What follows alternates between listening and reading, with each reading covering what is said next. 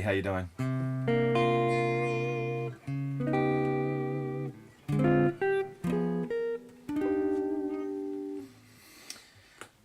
Let's do this. Hey, there we go.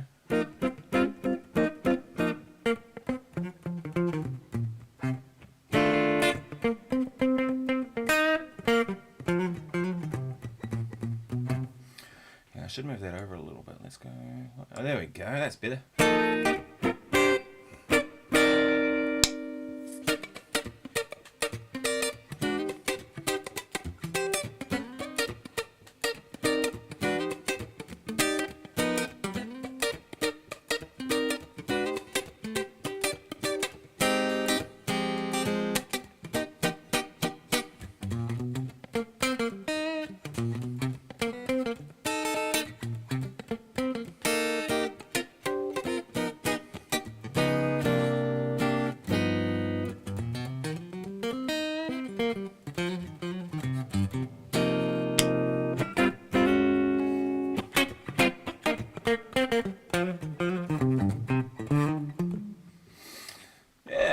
Like that crop. There we go. You have to look at my ugly mug. So I set up a different thing now. What I was doing, I'm using OBS software to kind of do these live streams, and I was using my computer, which OBS is running on, and I was rerouting the backing tracks through so they come through to you on it, you know. But it was really weird yesterday. I was really struggling to play, and I was like, what the hell's going on? And I blamed it on the pick, because I thought, oh well, I changed picks and it must be that. But I kind of afterwards I went back and watched the live stream, and I'm like, man, the track is just like lagging, like it's actually out of time with where I'm hearing things and where it's kind of going that. So I've rerouted it all. It's now coming through a little mixer, which is how I used to do it when I used to do daily videos. It also has some benefits because I can now do the guitar in stereo, because essentially the guitar, the voice, which is this microphone, all these things are being kind of mixed down to stereo pair. So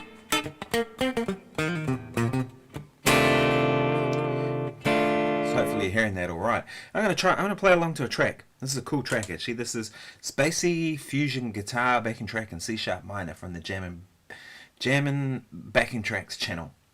And I'll play along to this because, yeah, so I deleted the live stream yesterday because I was like, I was so fed up with it. It was like driving me nuts that it just sounded, I couldn't leave that out in the world. And so I thought, let's have another go at this and see if I can get it right this time. Believe me, the technical stuff, I've seen Andy Wood having issues with this. I've seen my friend David Beebe's having issues with it sometimes. He's got it sorted now, but he very kindly offered to help me with my issue that I have with my one because he's a good guy. I'm going to play this. Anyway, let's see how this goes.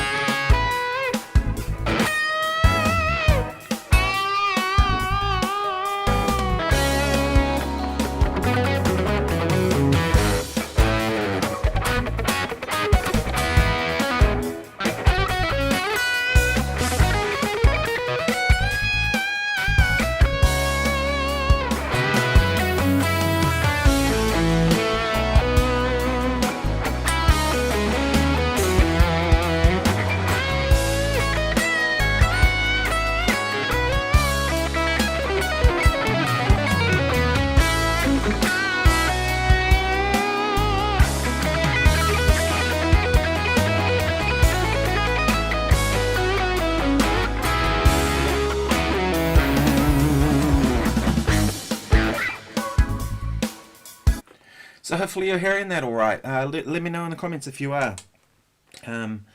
Everything I'm hearing is sounding good now, and I think I can hear on the playback here that it's... Let me know in the comments if you are. Yeah, seems to be coming through from what I'm hearing at my end, so that's cool.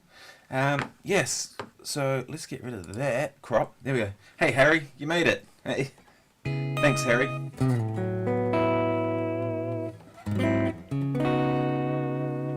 It's funny, these fractal units and stuff, they sound better when stereo. And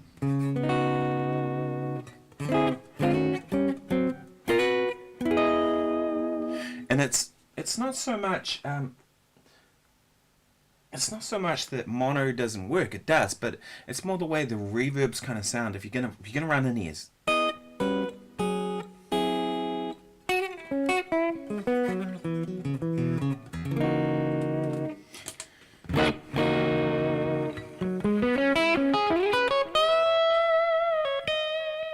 Oh, is it an hour out? So what time would that make it there then, Harry? And which part? Whereabouts are you? It's 1 p.m. now in the afternoon, 1:08. Did I get the time zones wrong? It's probably highly possible. Oh, it's 8 p.m. there. Whereabouts are you, Harry?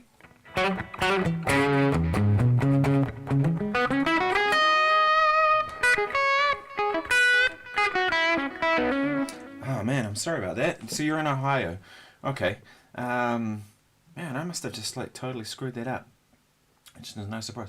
Oh yeah, it is saying it's 8 o'clock in New York. Huh. Los Angeles is 5 p.m. not 4 p.m. like I thought. Ah, damn. Okay. What an egg I am.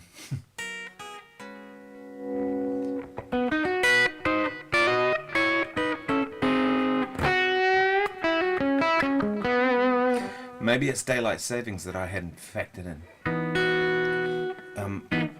In New Zealand, what we do is we calculate over the summer period. The clocks go forward and back an hour to allow for more sunshine during the daytime and all that kind of stuff. So maybe that's what I forgot to calculate for. Anyway, I'm glad you could be here. So yesterday we were kind of discussing theory and if theory really matters, and I think there were some good parts of the conversation, so I wanted to continue that. And I was just really disappointed that those tracks were coming out like out of time, that I just couldn't leave it up. I was like, even though there was some good conversations, I thought let's just continue it. So basically the gist of it was do you need to know theory to be able to be a musician? And the short answer is no, you don't. But it's never going to hurt you playing, is it? But I also think it depends on what music style you're playing. This is something we got into yesterday, right? Like if you're playing like a blues guitar player and your thing's going to be going...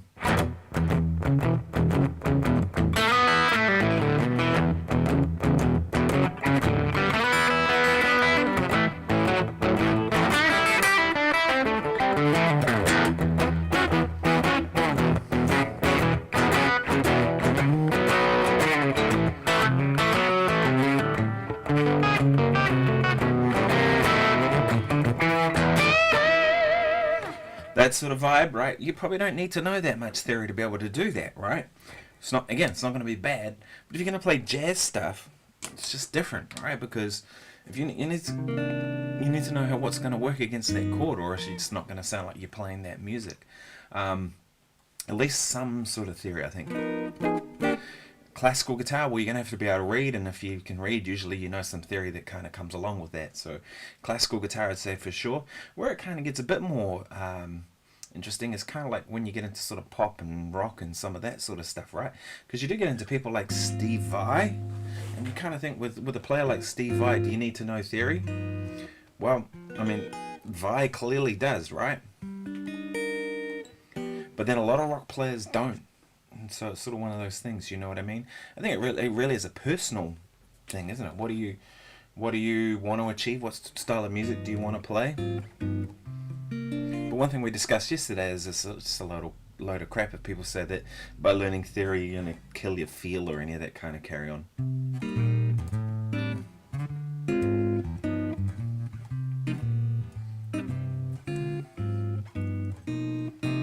So I know theoretically that's 1-6-2-5 in a minor key, right? Doesn't change how I play the feel of it, right? And I think where people come out from that is that they kind of look at things and they go, oh, well, they kind of look at it and go, well, if you approach music as music theory, then it affects your feel. And that's true. Because, you know, I think one thing we discussed yesterday was if you play a solo and you see it's a B-flat blues and you just play mixolydian up and down,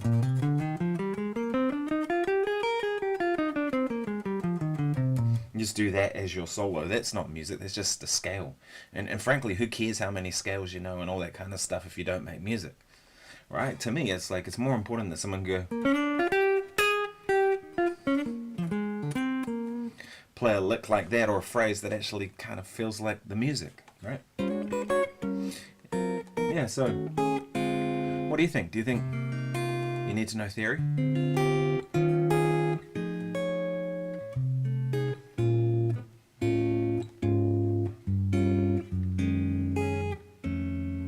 The most important thing is that you hear what you're doing, right? If you understand the things from a sonic point of view of what you're doing, that's what really matters, right?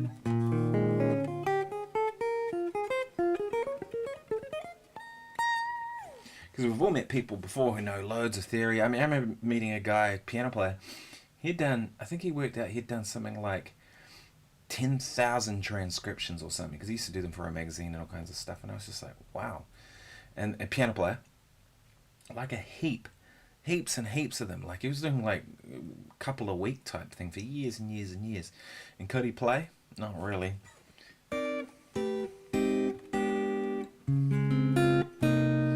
mean, if I'm perfectly honest, he probably wouldn't have even got through first year at jazz school. Whoops, that didn't help. I feel like the guitar should come up. Let's turn that up a little. At least when I play clean, it doesn't seem... No, that's driving it. Interesting. Okay. Yeah, so I don't know that necessarily doing a heap of transcribing is necessarily all that useful either if you don't turn it into real music. And to me, like, the thing with it is with anything, music theory, whatever, you want to be able to make music with it. So whenever I transcribe, I don't necessarily transcribe whole solos anymore. For me now, it's just, I just want to grab the bits that I need and want. I used to transcribe whole solos, and the useful part of that is being able to see the shape and arc that somebody takes with stuff. But now it's just, I want the bits to you that I want, right? But I take those ideas and I figure out what the concept is. I go, okay, well, it's pretty clear this person is playing from this scale with this sound in this kind of way. And then I take that and I kind of go further with it, right? And take it and make it my own, and that's the key part to it. Joseph Walsh says, been enjoying your work on rhythm, especially introducing me to Dan Huff. Oh, he's awesome, eh? He's probably one of my favourite guitar players. Definitely my favourite of the studio musicians, him or Michael Landau. Just always plays the right notes and solos and rhythm parts. Killer rhythm player. The songs I've always loved, like The Glory of Love. Yeah, great, isn't it? Do you think this kind of playing is a weakness for most players, rhythmic? Yep, I think rhythm is the biggest weakness for most musicians. I hear, like, and it's interesting because, you know, I see these videos all the time that people say, they say secrets of the pros, and they have these videos, you know, if you how to play triads like the pros and this kind of stuff, and I'm like, well, yeah, all that's true. It's all good information often. You know, I'm not saying, I'm not bagging on it, I'm just saying the real secret of the pros comes into the rhythm. The way Dan Huff plays rhythm is ridiculous. He's so locked on it, like really locked on it. You know, it's an interesting thing, you know, there's this whole notion of playing behind the beat, ahead of the beat, that kind of stuff. I remember talking to Weckl about it when we did that tour with him, and he was like, there's no back of the beat, ahead of the beat, behind the beat, ahead of the beat, whatever. He said there's just playing it where the groove is. Which is an interesting way to kind of look at it, right? And, you know, like if the groove is, say the click is here and everybody, and it's sitting here, this is now not back of the beat. Sure, it's back of the beat, technically, but now that's just where the groove is, and everybody has to stay there, right? And anything outside of that is either rushing or dragging. And even sitting, like if the groove's here and you sit up on the click, you're now ahead of where the groove is, so therefore you've rushed. And that's an interesting kind of thing, you know, when I hear someone like Dan Huff play, his rhythm is just badass. You know, and just the perfect note choices, you know. Got to play this in the weekend.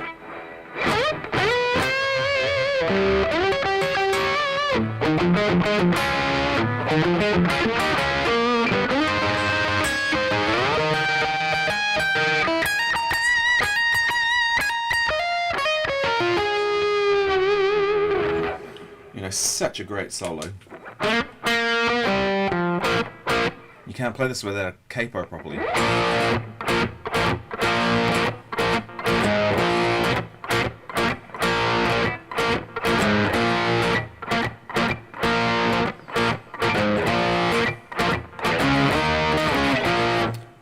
I mean, you can do it, but it just doesn't sound right. I'm just going to tune because it's sounding a little funky.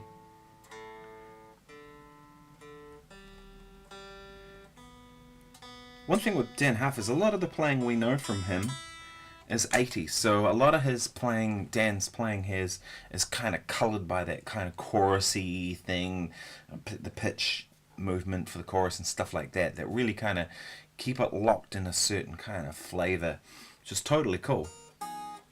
But it also means that that's kind of, it dates it, right? You have...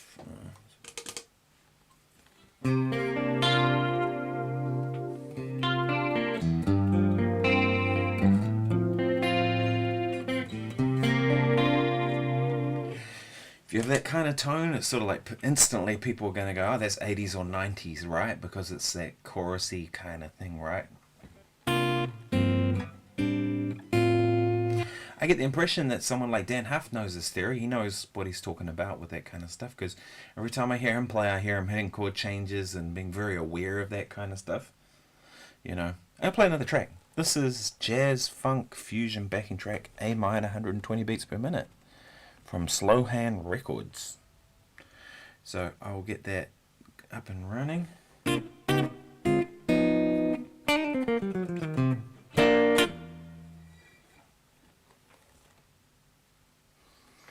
Don't know this track at all, but hey, why not?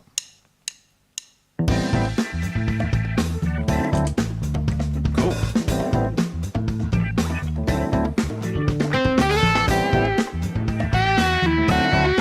Ooh.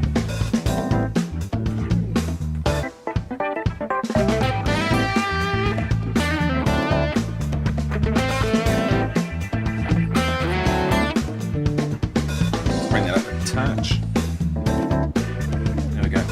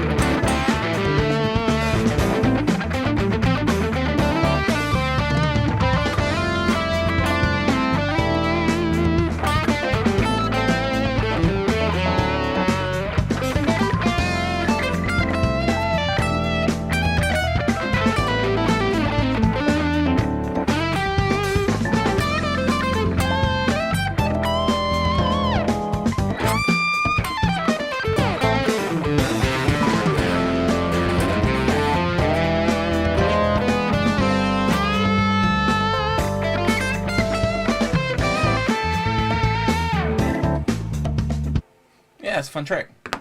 I like that. It's feeling so much better to play with the tracks like this. It was really bumming me out yesterday, like having that kind of all over the place. And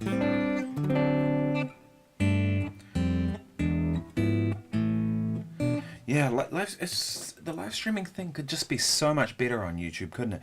Considering how many people... I'm just going to move something. Sorry, folks. This needs to go that way a little more. And that needs to go that way. There we go. Cheers, Harry. Oh, I'm glad it's coming through well. There we go. Bring that down a little bit. There we go. That's better. Yeah, the live streaming thing for YouTube, they need to make it better, right? They need to make this stuff easier. If you use the app, it kind of flips the image backwards. So you'll notice that gig the other day, I quickly was like... It was weird because I was on that gig and I thought, oh, maybe I'll live stream a couple of things, you know. So I did a set on my Instagram and then I did a set on YouTube. Just, what the hell? But I just threw my phone on the music stand next to my iPad, which I'm reading off because it was a reading gig. I kind of, you know, I just opened the YouTube app and hit live and went. Because, you know, and it's flipped the wrong way around. It's like, come on, like... How many millions of people in the world probably use their iPhones to... And they don't make it easy. Do you know what I mean?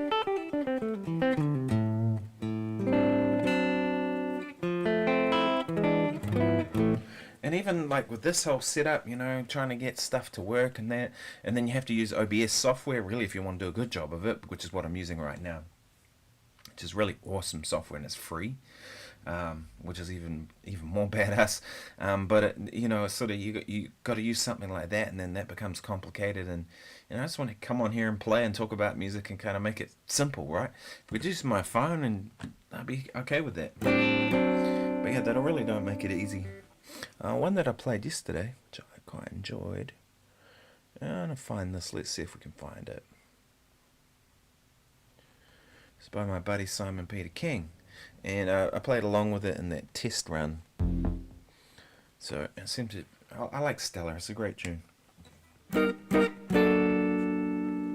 Simon's tracks are amazing too. You know, we had a great time hanging out with those guys. Harry says it sounds really good on his end. Oh, awesome. I'm glad I've got it sorted. Like it feels like it's sorted now, but we never know. All right. Because what I'm hearing is often different from what you guys are hearing. Anyway, this is Simon's tracks. So he plays drums, bass, guitar, piano, the whole lot. I'm just dialing it up on my iPad.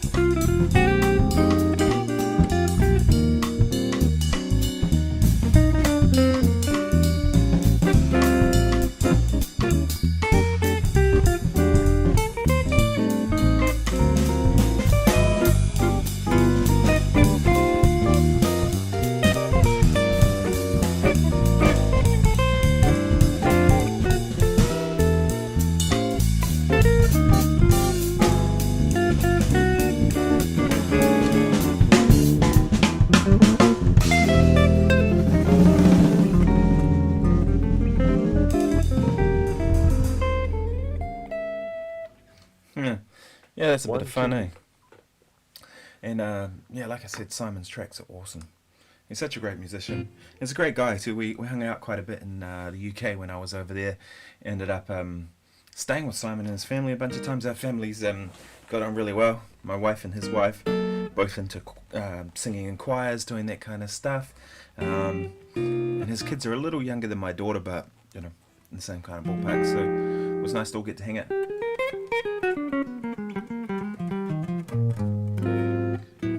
I've been playing this. That sounds like it's clipping now. Come on. There we go. I've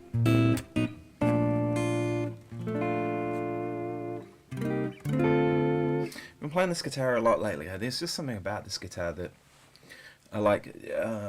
That it kind of, you know, I was thinking about, like, I did a live stream recently. I was thinking about, like, if you could have just one guitar, what would it be? And I've kind of been through this quest quite a bit.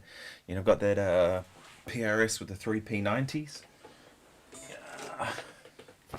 This one, you all know this guitar. It's really cool. But you know, there's something.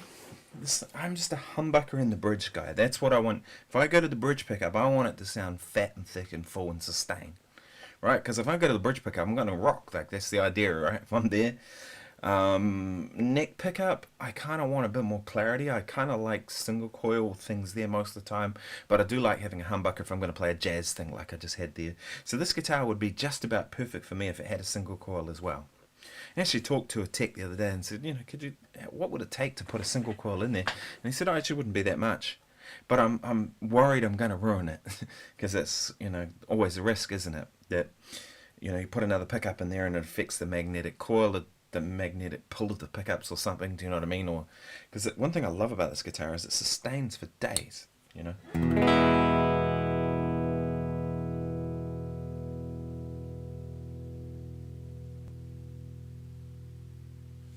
It just rings. I like having the tremolo. I never use it. You really use it for subtle stuff. But you know, something really nice about it.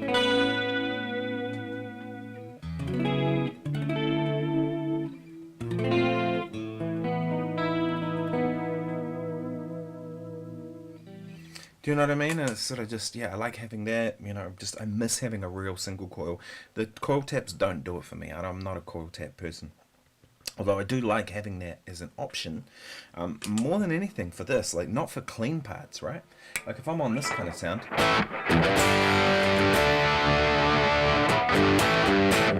right, like a classic rock, kind of a little heavier than that maybe, more like a,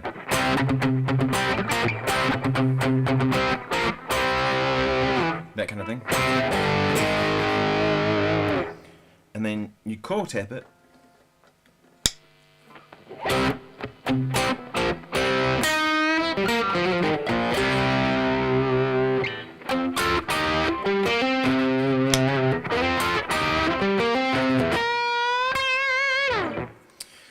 You don't really lose that much volume like you would with the clean thing. You just, you know, you just kind of thin it out and get a little more stratty, you know, and I think that's really where it's useful. But clean wise, I don't know, and then you go to the, I mean, it's usable, don't get me wrong.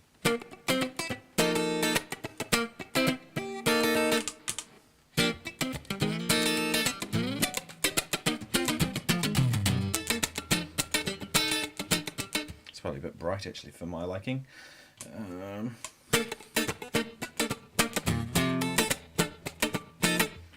Been really enjoying that kind of thing lately too. It's kind of, I changed my whole thinking about reverb with that too. Like usually I would go for a reverb like this, right? So that's probably a little under where I'd normally kind of have it. Let's dial that up a little more.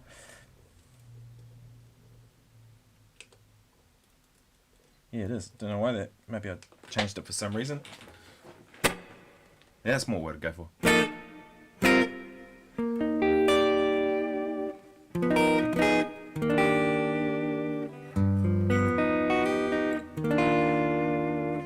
Right?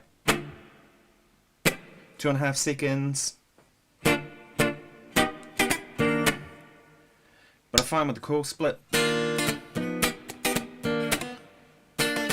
apparently these are the best coil splits that people talk about all the time, the DGTs, but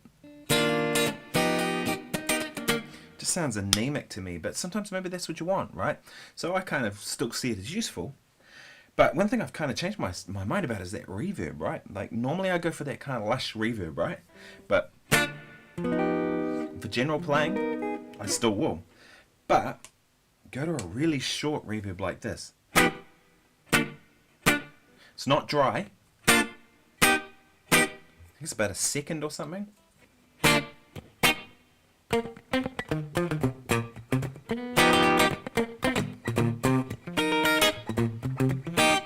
Joseph Walsh says, was going to ask about the song. Sorry, I missed this. Was going to ask about the song "Live to Tell" by Madonna. Nick, have you ever played that one instrumentally? Bill Frisell has a version. The song has some nice chunky guitar parts. I don't know it. No, I don't know that song at all. Something about that short verb, isn't it?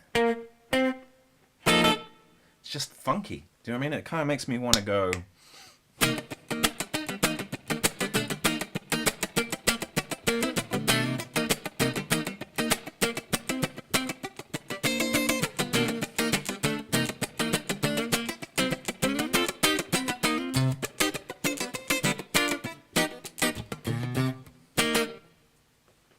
So I kind of think the coil tap works for that. You know, it sort of adds. And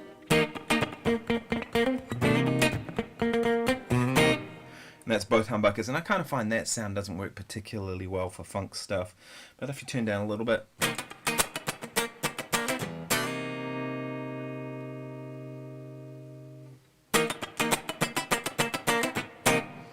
It's okay, so that's kind of where I miss having the single coil on this guitar. If it had that middle pickup, because, you know, like if I, with that one guitar thing, I was thinking like, what is my thing? Like, what would my thing be with the one guitar? And it's really, I want it to sound thick and fat and sustain like a Les Paul. Right? That's kind of the sound I hear in my head as some of the best guitar sounds is a Les Paul, right? For jazz stuff, it's great. Or 335, but to me a Les Paul and a 335 are in the same ballpark. 335 is a little more hollowness, obviously, and a bit more honkiness, and then the Les Paul just has more sustain, so the more sustain is the appealing part to me. But I don't like the feel of Les Pauls. I find them heavy and clunky and big and awkward, and whereas this feels like a strat-sized, body contour like a Strat, a little bit of a carve here to just take the edge off your arm. So to me, when I play this guitar, it feels like a Strat. And the 25-inch scale, my favorite.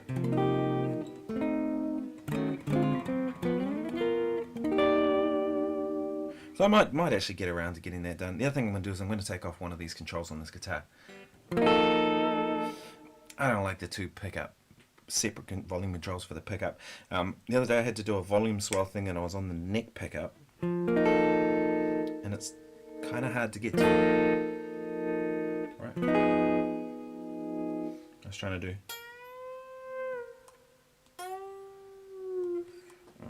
Which should work with this.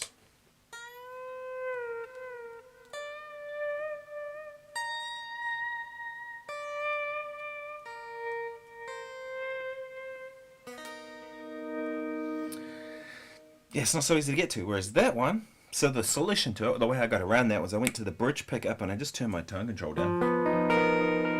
Kind of went for that sort of tone. And then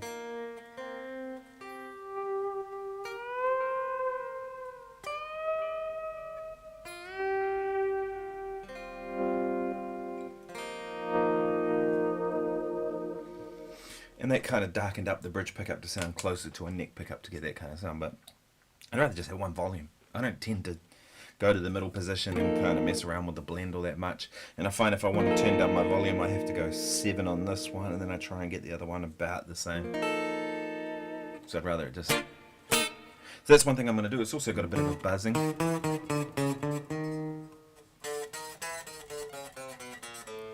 Need to get that sorted, but... So where did I learn theory? I learned theory from I did music school, that kind of stuff. I went through universities, University of Auckland. I did a master's degree in performance and composition. I went through another music school here in Wellington and did. It'll probably sound better if I get it closer. And did like a pop and commercial music degree, which was good. Learned a lot of stuff from that. And then I also did a postgraduate diploma in between. So I've done like that kind of system, but a lot of it kind of came from studying with people. Took a lot of private lessons with people. My guitar teacher, a guy called Caleb Pritchard, taught me a lot of stuff about theory, and I think theory only matters if it relates to how you play. And that was it. It was like all about how do we learn this stuff? What is it? What does it mean? And then how do you do it on the guitar? Unless you want to be a theorist, which, some people teach theory at universities and that's kind of their thing. And they don't really play, and that's fine, Me, I'm a player. That's what I do. So that's kind of where I learned it, was from, various teachers, showing me stuff, and then figuring it out onto guitar. Some of it I taught myself, because some of it, if you just spend time with it, you'll figure it out. Something like the melodic minor. No one really showed me that. And then I kind of looked at it and went, okay, well, what are the chords that are involved in that? So if we're thinking A, well, it's going to be an A minor of some sort. It's not going to be A minor 7, because it has that note. We want an F sharp or a G sharp. So it could be F minor 6, or it could be F minor major 7, minor major 7 13, minor 9, whatever. But then I started looking at what the other chords are, right? So the B, well, it's going to be, there's a D in there and an F sharp, so it's going to be B minor of some sort. It could be B minor 6, but it also could be minor 7, right? It could be B minor 6, as I mentioned. What else could it be? B minor, no, it wouldn't be B minor 9, flat 9. It's not really a sound. C major 7 sharp 5. And again, nobody showed me that, but that was kind of like, I figured it out and went, oh, because it's C major 7 sharp 5.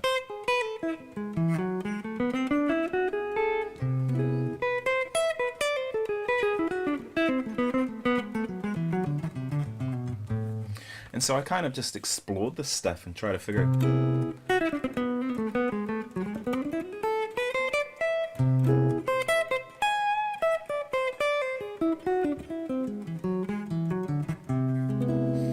Figured it out, right?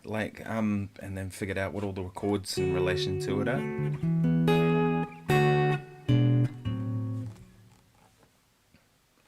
Sean says, did your teacher show you how to play stuff, or just the little black notes? A collection of both. He'd show me kind of arpeggios and chords and stuff like that. A lot of it was very practical kind of stuff, but then he would sort of discuss things from, he'd say, okay, this is a C6 chord, 6-9. And 1, 3, 6, 9, 5, right, is the structure of it, and we'd sort of discuss inversions and how to find things and all that kind of stuff. So it's a little bit of both. But another teacher I had was a guy called Sean Clancy, and he didn't teach me theory at all.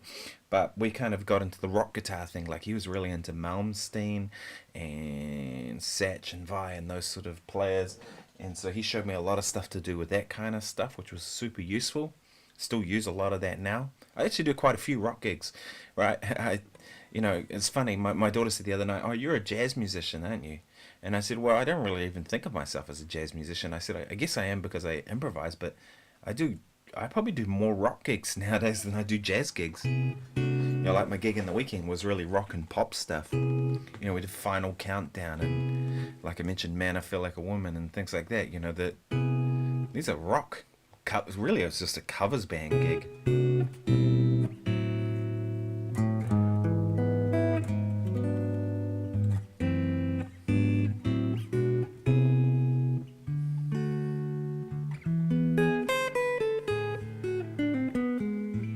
So, so he showed me that kind of stuff.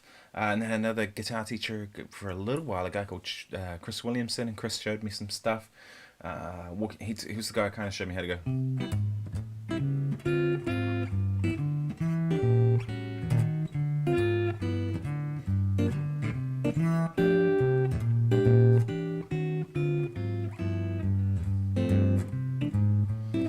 bass with chords and kind of how that all worked. He didn't last very long at our school, unfortunately, because the school didn't pay him, and so he quit. And and I don't blame him at all, you know, because I wouldn't work there if... That's my phone going. Come on, bloody hell. How do I... Oh, there we go. Let's turn that off there. And so he, you know, didn't pay him, so he left, and I don't blame him at all. I would too if I was in his position.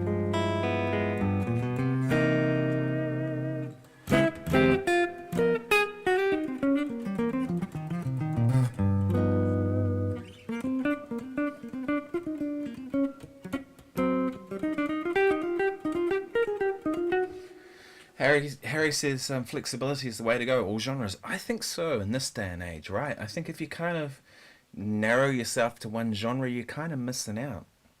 By all means, have a focus and be like one, you know, have one thing that is kind of your thing more than anything else, you know. And that's kind of where I think that the fusion thing is kind of what I do, right? I think that's really probably what I would most identify with, is jazz blended with funk and kind of stuff like that. Jazz rock fusion, jazz funk fusion, whatever you want to call it. But I really do lots of different things, and I think that's partly the generation I grew up in. You know, I was born in 1978, so like my childhood was the 80s, which was kind of the excess of everything, you know, Van Halen to pop songs to, you know, Dan Huff was everywhere you looked. Dan Huff was on the radio, you know, because I love that guy's playing, he's awesome. And so, you know, why not learn from it all and absorb it all? But then I loved classical guitar stuff too, and I liked jazz stuff and funk and soul, and, you know, there's a lot of funk in the 80s and into the 90s, you know, which are my youth years. You know, we in the weekend we played Girls Just Want to Have Fun. You know, it's kind of a cool guitar part.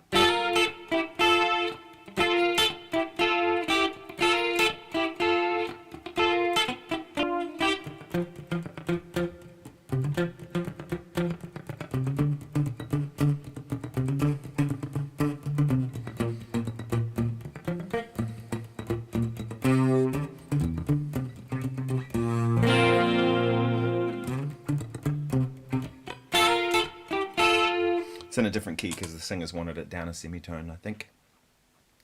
Or for some reason it was written in that key, so it's the key we ended up playing in. But, you know, learn from everything, I reckon, you know, and, you know, have your focus. But then, too, you know, if you know that you only want to play straight ahead jazz in a certain kind of way, that's cool too, you know. It's definitely not me, but... I enjoy playing blues gigs as much as anything else. You know, I do probably, over the course of the year, I reckon I do 12 to 15 jazz gigs in a year. Once a month, maybe once every, yeah, probably 12, so probably once a month, maybe once every second month sometimes. I probably do more blues gigs than I do jazz gigs, right? Like, coming to think of it, you know. And I probably do more rock gigs than I do jazz gigs. But I treat all music the same. To me, I don't look at blues as being inferior. I've kind of seen people talk that kind of way about it. And I think it's just stupid when people kind of go that way. Blues is not... Great blues is as good as great jazz. As great as good classical. You know, and I've definitely heard that kind of snobbery from the classical people, you know. Which I don't get. And it's funny, the kind of classical snobbery that happens sometimes, you know, whatever. They don't want to have that attitude, that's fine. But what you find is when those people have to kind of do the rock and pop stuff, they can't do it. You know what I mean? I remember seeing some classical guitar player trying to play a pop gig. And wrong sound, couldn't use a pick. No idea about how to use a pick, so nothing sounded right. The tones were horrible. He tried to play it with all his fingers, and it just, you know, something like so he had to do something like this.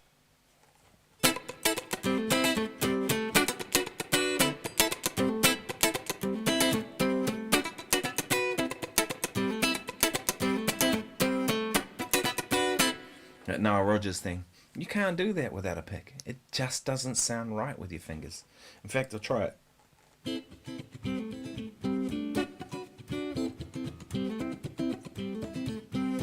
he wouldn't have even been able to strum with his fingers if he had to do that. It would have been awesome. I don't know. Just would have been all kinds of wrong.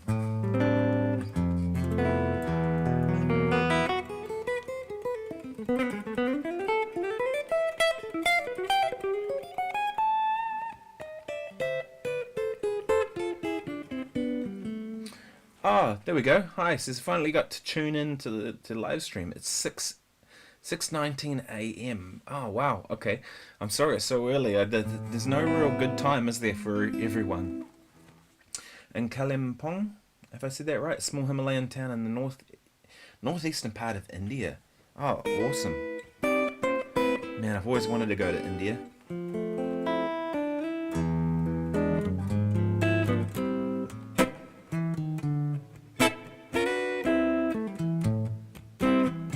My friend Warren Mendonza and I were talking about the possibility of going to India at some point, because he pops over there a couple of times a year. Warren's really fantastic blues rock guitar player and a good friend, and he pops over there to go and do gigs again because it's where he's from. And we were talking about it, and he was like, man, you know, he'd been talking to some promoter about possibly us doing two guitar thing. And I was like, man, yeah, I'm keen. Like, I don't even care about the money. I just want to come and go and experience the food and the people and the culture, and if we get to play somewhat. So hopefully we. So if we get to do that, it'll be awesome. And, you know, one day I'll get there for sure, and hopefully we can come to your part, northeastern part of India. That'd be great. Small Himalayan town.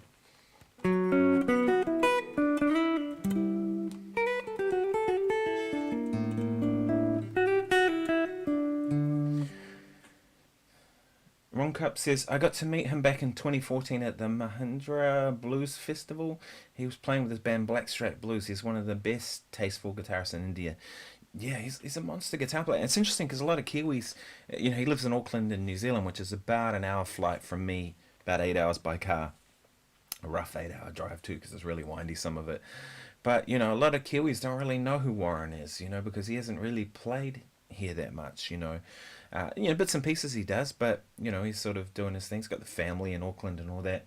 And so a lot of Kiwis don't really know. And then he goes back to India and plays these massive big festivals and, you know, opening for Extreme with Nuno Bettencourt and Guthrie Govan and people like that, you know. And so, yeah, he's fantastic. So there was a festival here in Palmerston North, and they were like, we want to do it's a guitar festival type thing. So do you think you could bring another guitar player in or something? And I was like, yeah. So I got Warren, we flew Warren in and we did a 2-guitar thing, and it was fantastic. Because, you know, he's right into Jeff Beck and people like that, and so am I. Like, I love Jeff Beck. So we did things like Cause You Ended as Lovers and Ronan Mendonza.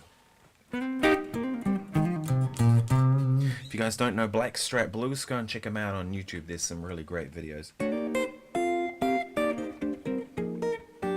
Harry says, now we're global. Well, that's kind of the whole idea of this YouTube stuff for me, is to kind of spread what I'm doing out in the world. You know what I mean? I want to travel more. I want to see more of the world. I want to play in different places. You know, I played a lot in New Zealand, of course. I played a little bit in Australia. Not that much, actually. I'd like to play more in Australia, but I've played a bit in the US. Mostly in California, but I've been to New York as well, and been to San Francisco. Played up in San Francisco. Monterey Jazz Festival, places like that. Played around the UK a bit when we were there in 2019. Played the O2 in London. Played, where else did we play? Birmingham Symphony Hall, Liverpool Philharmonic. Some really good venues. Got ripped off on that tour, but we won't go into that. But but I haven't really played around a lot of Europe, and I haven't played in the subcontinent at all. You know, India and places like that. I'd love to, and I definitely played in parts of Asia, and I need to do more of that as well. So I need to get out and do more on those things. It's just really hard from New Zealand because we're a small little country in the Pacific, about 5 million people, and so need to get over to somewhere like the UK, for example, or Europe. You're talking a 24-hour flight. It's brutal, and it's expensive. So you've got all that flight money to try and recoup right from the beginning. It's really tough. Like, there's not a lot of support for that kind of part of it. So yeah. So question, what are the thoughts on the new generation of guitarists, Nick? Like Marcus King, Billy Strings. They're great. I think it's great that guitar is kind of being featured in their music, and I think Marcus King is the real deal. Apparently he was just in New Zealand a couple of weeks ago, or a month ago or something, playing with... he was opening for Chris Stapleton. I couldn't go. It was a gig in Auckland. I had gigs, my own gigs, and couldn't get up there to go and see it. But you know, I think Marcus King's amazing. He's great. And I know a little bit of Billy Strings. I think he's really good though. There's some really good guitar players around. The problem is that a lot of the really good players don't really get the limelight like they used to. You know, it used to be a thing that if you were a great musician, it would kind of rise to the top, and I don't think that's the case anymore. I think now it's kind of like a Dua Lipa will rise to the top, someone who's kind of got a great look, a great production kind of thing behind it. It's kind of more about that now, and so it's not necessarily about being a great musician. Whereas I think there was a time when if you're a great musician, just that's what people wanted. So unfortunately, it's harder to find the really great players like Marcus King and people like that, but they're still around. I mean, I really like Lyle Workman of a guitar player that's around now. I think he's amazing. Who else have I heard lately? Guthrie Govan. I think Guthrie's a freak. You know, the way he plays. It's amazing. The Antoine Boyer. I don't know if you guys know him. French guitar player. Ridiculous. In fact, he's one of the best guitar players I've heard in such a long time. Just fantastic. Sort of a gypsy thing, but a bit of classical, a bit of jazz-ish kind of phrasing, all kinds of things. But and I play a tune because I found that with David Levi, only a few shorts on YouTube. Yeah, that's the kind of thing, you know. Carter Arrington too, you know. Man, what a badass guitar player. People like Mark Lettieri, you know, great guitar player. Anyway, this is Bright Size Life. I'm going to play that. 3, 4.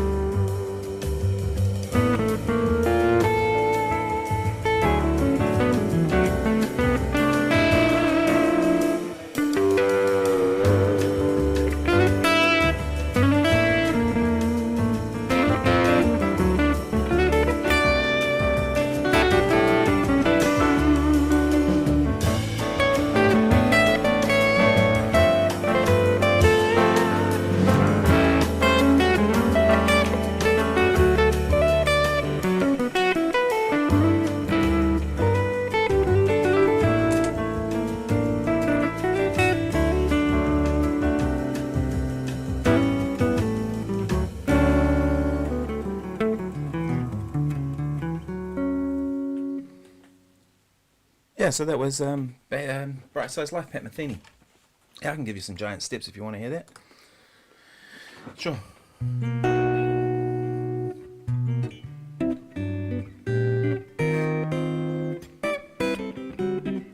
Let's find a track actually. I can't feel like playing over a backing track.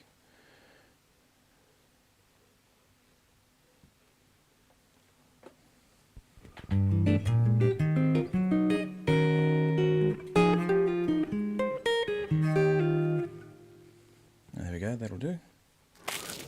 Be an advert, of course. My iPad's not quite in reach.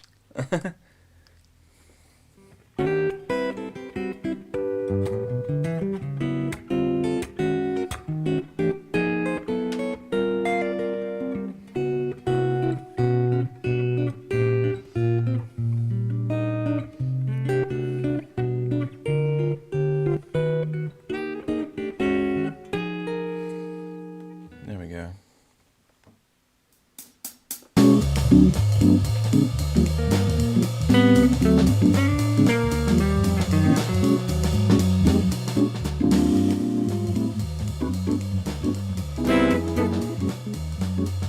Alright, here goes.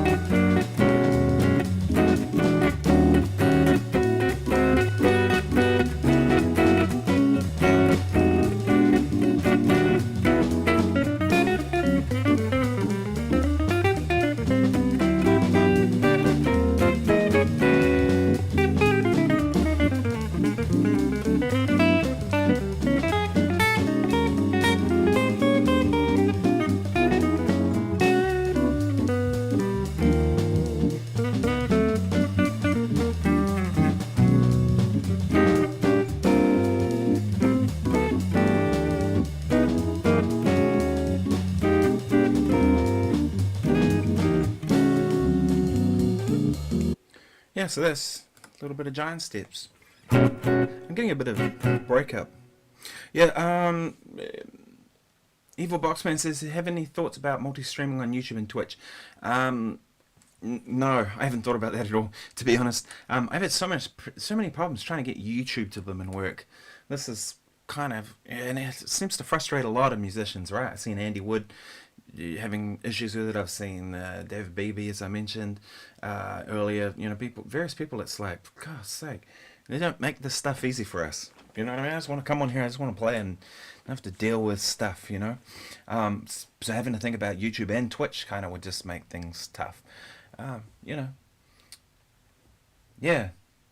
But maybe one day, you know what I mean? For now, I'm just kind of, I'll try and get YouTube kind of going as best as I can, and that's kind of been my focus for the last probably year, is just been focusing on getting YouTube working for me, and hopefully for you all. I still do stuff on my Facebook page from time to time, and Instagram. Instagram stories, I do a lot of stuff. Quite like the idea of Instagram with then a story is gone the next day. So if you put up something kind of funny, then it's people see it and that's it. Ron Cup says, "Man, you're a very, very, very versatile player." Thank you. I have no idea how you play that, but it sounds great. Is this all improv, or is there a rough structure you follow for this giant steps back and trap? Yeah, I mean, you got to know the chord changes and stuff like that, but there's a bunch of things I've kind of worked on. I've been playing giant steps for a long time, so it's I don't mean this to sound arrogant, but it's not as difficult as people think if you just kind of approach it, like if you kind of study it. A lot of times people kind of just think, I'll just put a track on and just hope for the best. And what you get is you hope for the best, right? The better thing to do is to kind of actually study it, like learn the melody, learn the chords, practice change running over it.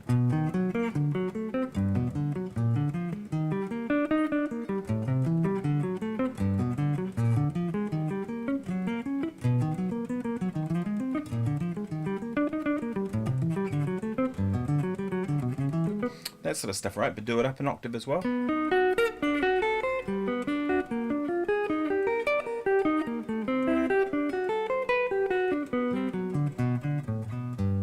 Right, do it up an octave, do it all across the neck everywhere.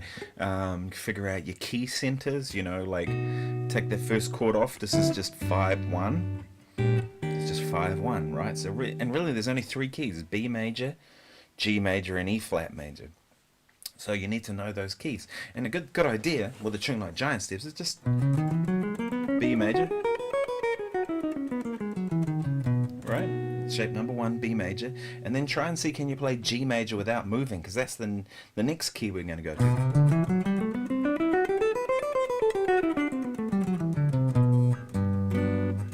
So we went from to without moving, right? And the next key is going to be E flat major without moving. We're going to have to move a little bit, but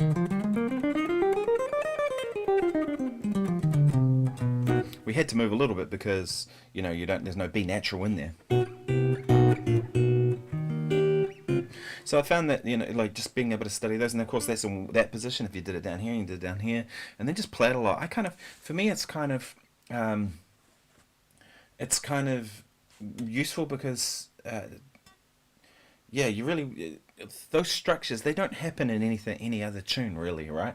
But if by doing it you start to see how 2-5-1 works and all that kind of stuff. I really learned how to play that when I toured with Mike Stern, as I've mentioned that I've done. He wanted to play Giant Steps every day, and we'd play it for about an hour. Giant Steps, All the Things You Are was one would play most days. Maybe a blues or some other tune or whatever. There Is No Greater Love, these sorts of standards.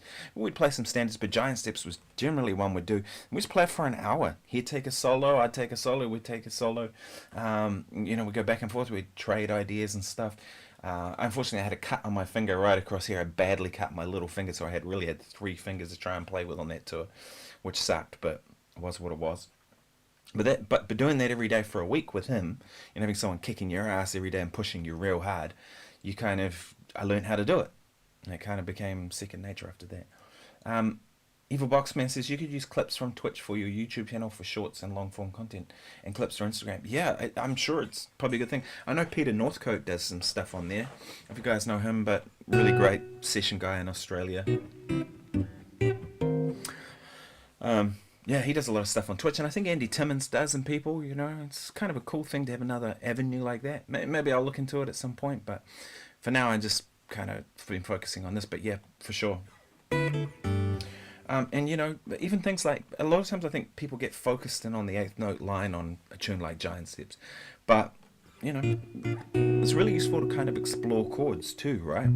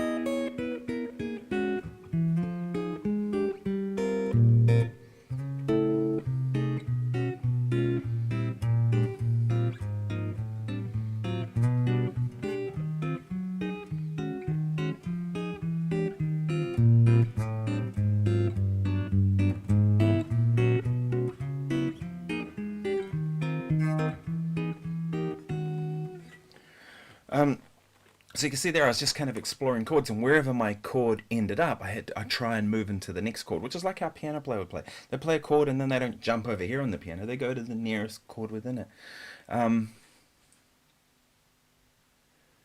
Okay, so Giant Steps, yeah, then there's a little bit to it, and it's probably easier if I had a lead sheet handy to show you, but I think of this as the one chord, and then the next chord is like a totally different key. It's G major, so it goes 5-1, right?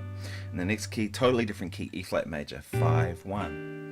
And then it links back to 5-1 to G, 5-1 to E flat, 5-1 to B, right? And then 2-5-1 in E flat, 2-5-1 in G major, 2-5-1 in B major, and then 2-5-1 in E flat. And this is interesting, the last bar goes 2-5-1, and that takes us back to the top, which is B major. So that B major at the beginning is really kind of part of the cycle of the last two chords. So it goes 2-5-1, that's your top. And that's where it gets kind of confusing, because it's like that B major thing. It's like, where does it even come from? It's almost like a tacked on chord, but once you get through the form and you get to that last beat, you start to go, oh, okay. Does that make sense? I hope it does. I have to go in a minute, people. It's been an hour, so hopefully this has worked out good.